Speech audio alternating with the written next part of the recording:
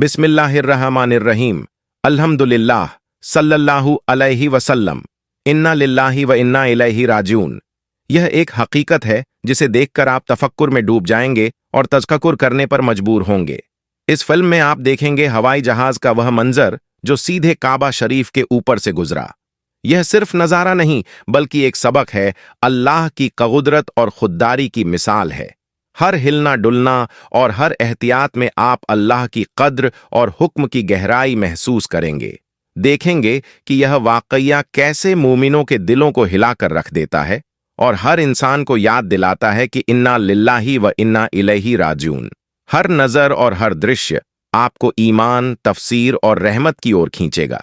Video के आखिर तक देखिए और खुद तय कीजिए कि इस हश्र में क्या पैगाम है, कैसे अल्लाह की रहमत और हुक्म हर चीज पर कायम है और कैसे यह मंजर आपके दिल में ईमान और तफसीर की गहराई पैदा कर सकता है।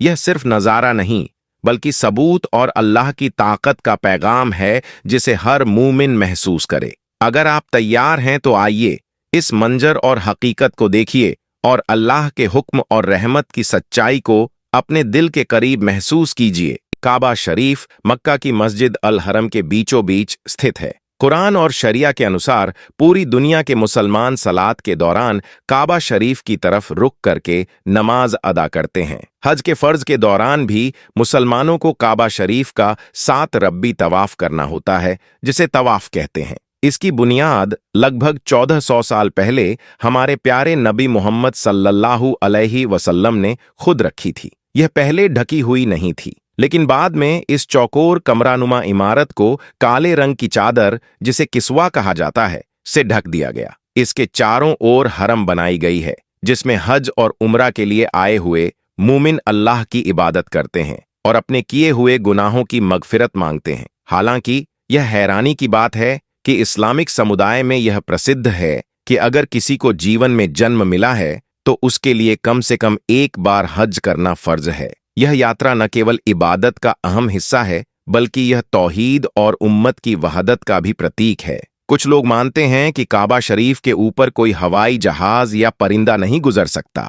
जुबैर, जो पिछले 30 वर्षों से मक्का शहर में हैं, बताते हैं, मैं पिछले 25 वर्षों से खाना ए काबा में सफाई और देखभाल का नाजुक फर्ज अदा कर रहा हूं।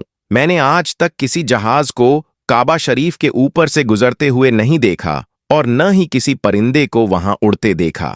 जुबैर आगे कहते हैं, एक बार शाम के वक्त गलती से एक जहाज काबा शरीफ की तरफ आ गया, लेकिन हमने देखा कि जैसे ही वह जहाज काबा शरीफ के पास पहुंचा, उसकी दिशा अपने आप कुदरती रूप से बदल गई, यानी वह जहाज प्राकृतिक रूप से काबा शरीफ से दूर हो गया। यह अल्लाह तबारक व ताला की कुदरत का एक बड़ा नमूना है जो इस मुकाम की हिफाजत करता है।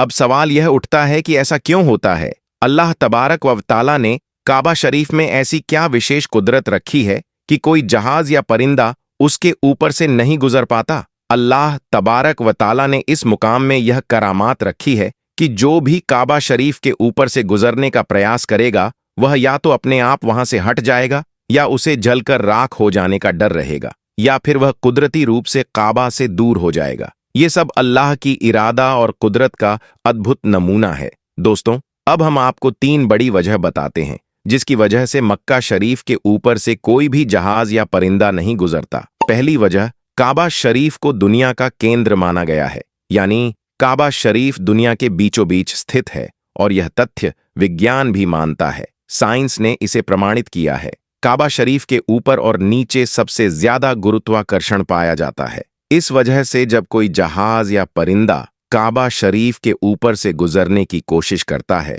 तो गुरुत्वाकर्षण की वजह से वह अपने आप काबा शरीफ की रेखा से दूर हो जाता है। इसका मतलब यह है कि काबा शरीफ के ऊपर कोई भी वस्तु, चाहे वह परिंदा हो, हवाई जहाज हो या कोई और चीज, अल्लाह तबारक व ताला की कुदरत के कारण अपने आप वहां से हट जाती है। अर्थात अल्लाह तबारक व ताला की कुदरत से वह वस्तु काबा से दूर हो जाती है। दोस्तों, इसकी दूसरी वजह यह है कि जिन इलाकों में तेल, ऑयल रिफाइनरीज और अहम इंफ्रास्ट्रक्चर मौजूद होते हैं, वहां किसी भी उड़ान या हवाई जहाज को नजदीक से गुजरने की इजाजत तात्कालिक सुरक्षा कारणों से नहीं दी जाती। काबा शरीफ और मस्जिद ए हरम के आसपास का क्षेत्र दुनिया भर के मोमिनों के लिए बेहद पाक और अहम माना जाता है। अगर किसी वजह से वहां पर कोई हवाई हादसा घटे तो उसका विनाश और जनहानि का असर अकल्पनीय होगा। इसलिए राष्ट्रीय और अंतर्राष्ट्रीय सुरक्षा प्रोटोकॉल के तहत ऐसे पवित्र क्षेत्रों के ऊपर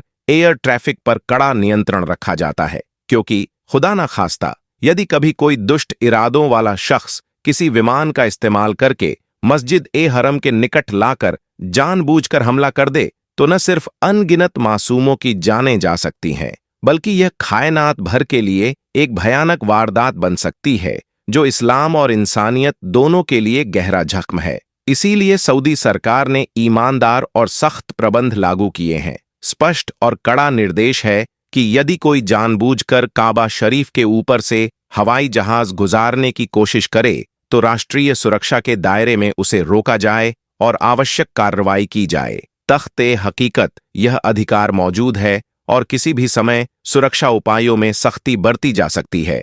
जरूरत पड़ने पर रक्षा के चरम विकल्प, जिनमें हिफाजती मिसाइल भी शामिल हो सकते हैं, ताकि वहां मौजूद हजारों लाखों जियारत करने वालों की जानें सुरक्षित रहें। यानी व्यवहार में भी सऊदी हुकूमत और अंतर्राष्ट्रीय सुरक्षा व्यवस्थाएं यही सुनिश्चित करती हैं कि किसी भी हवाई जहाज को काबा शरीफ के ऊपर से स्वस्थ रूप से गुजरने की इजाजत न दी जाए। देखा जाए तो काबा शरीफ सबसे पाक और मुकद्दस जगहों में से एक है, और जब वहां लाखों मुसलमान इबादत में मगफिरत और तौबा के साथ जुटते हैं तो उसकी हिफाजत सर्वोपरि हो जाती है। ऐसे में यदि किसी भी हवाई जहाज का वहां से गुजरना मुमकिन हो जाए तो यह न केवल मोमिनों की खुशू और इखलास में खलल डालेगा, बल्कि उनकी जानों के लिए भी गंभीर खतरा उत्पन्न कर सकता है। इसीलिए सुरक्षा वजह से काबा शरीफ के ऊपर से हवाई जहाज गुजरने की इजाजत वाजिब नहीं ठहराई जाती। उसके अलावा तीसरी वजह का भी जिक्र किया जाता है। जैसा कि आप जानते हैं, मक्का और मिल्लात ए हिजाज के कुछ हिस्सों में गैर मुस्लिमों का दाखिला मना है। शरई और ऐतिहासिक मान्यताओं के तहत गैर मुसलमान मक्का मदीना की पाक सरजमीन पर प्रवेश नहीं कर सकते। इसलिए जब उम्रा या हज के लिए मुसलमान आते हैं तो उनकी पहली स्थलियां और एराइवल हब्स ऐसी व्यवस्था के मुताबिक समन्वित किए जाते हैं। कई बार विमानों का आगमन पहले रियाद पर होता है और वहां से जियारत कर्मियों को नियंत्रित करीबियों के जरिए मक्का मदीना तक पहुंचाया जाता है। कुरान करीम और शरई आयातों के परिप्रेक्ष्य में भी मक्का की पाक सरजमीन को खास हद तक संरक्षित रखा गया है, और ऐतिहासिक तौर पर भी ऐसी बहुत सी दलीलें मौजूद हैं जो इस बात को रेखांकित करती हैं